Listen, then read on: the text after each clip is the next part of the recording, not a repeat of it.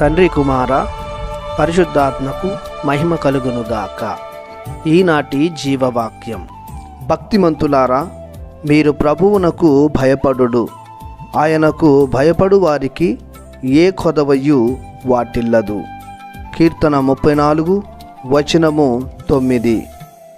ప్రియ దేవుని బిడ్డలారా, సహోదరి సహోదరులారా, కీర్తనకారుడు ప్రభువుని మంచితనాన్ని గురించి పొగుడుతూ సన్నుతిస్తూ వివరించు సందర్భంలోనిది ఈ వాక్యం. ఈ వచనం మనకు 2 విషయాలను తెలియజేస్తుంది. మొదటిది, ప్రభువునకు భయపడాలి అని. ఇక్కడ భయము అనగా వణికిపోయే, బెదిరిపోయే, ఆందోళన చెందే భయము కాదు. దేవుడంటే మర్యాద, గౌరవం, వినయం, విధేయత, ప్రేమతో కూడినటువంటి భయం అని అర్థం. దానినే దైవ భయం అంటారు. దైవ భయం ప్రతి ఒక్క భక్తునికి తప్పనిసరిగా ఉండాలి. లేనట్లయితే అలవర్చుకోవాలి. ఎందుకంటే మానవులమైన మనం బలహీనులం, నీటి మీద బుడగలాంటి వారము, పుష్పించి వాడిపోయే పువ్వు లాంటి వారము. అలాంటి మన జీవితాలు సాఫీగా కొనసాగాలంటే, జీవితానికి తగిన అర్థం చేకూరాలంటే దైవ భయం అలవర్చుకోవాలి. దేవుడు శక్తిమంతుడు, శాశ్వతుడు, నమ్మదగినవాడు, ప్రేమపూరితుడు, మహోన్నతుడు, మహిమాన్వితుడు. అతనిలో ఏదియు లోటుగా, లోపముగా ఉండదు. అతడు సంపూర్ణుడు. ఆ సంపూర్ణుడైన దేవుని ఎడల ప్రేమను ప్రదర్శిస్తే మానవులమైన మనకు మేలు కలుగుతుంది. ఇక రెండవది, ప్రభువునకు భయపడితే ఏ కొదవయు వాటిల్లదు. కొదవ అనగా లోటు, తక్కువ పడడం మరియు లోపం అని అర్థం.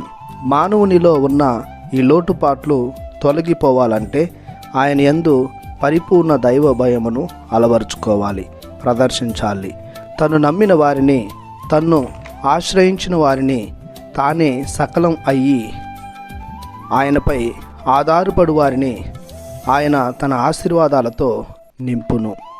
ఆయన యందు భయం కలిగి ఉండటం అనగా విశ్వాసం, ప్రేమ, నిరీక్షణ కలిగి జీవించడం. తనను విశ్వసించి ప్రేమించి ఆయనకై నిరీక్షించు వారికి తన పరలోక కిటికీలను తెరిచి ఆశీర్వాదాలను అమితంగా దయచేస్తాడు. బలహీనతలు, రోగాలు, రొచ్చులు, లోటుపాట్లు, ఆర్థిక అసమానతలు అన్నింటినీ తొలగిస్తాడు. పరిపూర్ణ వ్యక్తులుగా తీర్చిదిద్దుతాడు. తన పవిత్ర ప్రజల సాంగత్యాన్ని దయచేస్తాడు. కావున ప్రియ దేవుని బిడ్డలారా, ఎల్లప్పుడూ దైవ భయం, దైవ ప్రేమ, దైవ నమ్మికను కలిగి జీవించుదాం. ఏ కొదవయో వాటిల్లకుండా దేవుని నుండి ఆశీర్వాదాలు పొందుకుందాం. ప్రార్థించుదాము.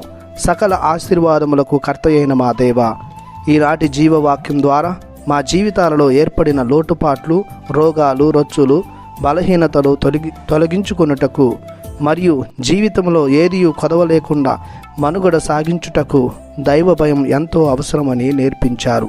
కావున మేమెల్లప్పుడూ మీ ఎడల ప్రత్యేక శ్రద్ధను కలిగి మిమ్ములను ప్రేమించి సేవించుటకు కావలసిన అనుగ్రహములను మాకు దయచేయమని మీ ప్రియ కుమారుడు యేసుక్రీస్తునాథుని పరిశుద్ధ నామములో అడిగి వేడుకొనుచున్నాము తండ్రి. ఆమెన్. దేవుడు మిమ్ము దీవించునుగాక. ఆమెన్.